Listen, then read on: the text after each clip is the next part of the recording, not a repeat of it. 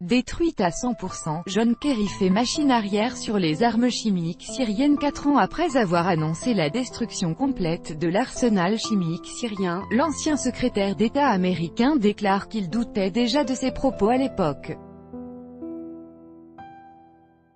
Selon lui, Bachar el-Assad aurait bien conservé certaines de ses armes chimiques.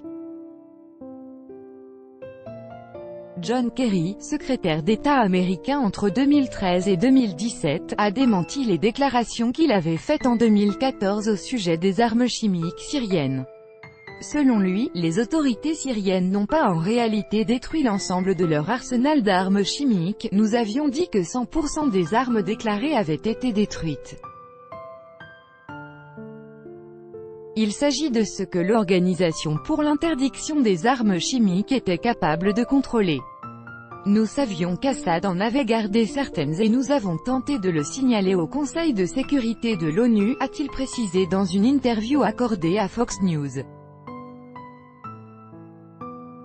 Il a également souligné qu'il avait soutenu la réponse militaire américaine à l'attaque chimique présumée de Douma.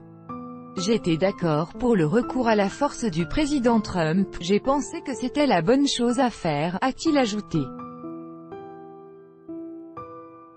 En 2014, les États-Unis annonçaient la fin de l'opération de destruction de l'arsenal chimique de Damas en conformité avec les accords conclus entre Moscou et Washington en septembre 2013, fixés dans la résolution 2118 du Conseil de sécurité de l'ONU. Nous avons conclu un accord et 100% des armes chimiques ont été détruites, avait alors déclaré John Kerry. D'après le Centre russe pour la réconciliation des partis en conflit en Syrie, depuis le 9 septembre des membres des Casques Blancs organiseraient des répétitions de mise en scène d'une attaque chimique, avec la participation d'enfants. Auparavant, les militaires russes avaient indiqué que des radicaux avaient apporté 2 bidons remplis d'une substance toxique chlorée à Jisr al-Shogour afin de rendre la vidéo de la provocation plus réaliste. Pour rappel, début avril l'Occident avait accusé Damas d'avoir organisé une attaque chimique à Douma, dans la Ghouta orientale. Moscou avait démenti les informations concernant une prétendue bombe au chlore qui aurait été larguée par les militaires syriens. Le ministère russe des Affaires étrangères avait déclaré que cette campagne de désinformation appelait à justifier les actions des terroristes et des éventuelles frappes contre la Syrie.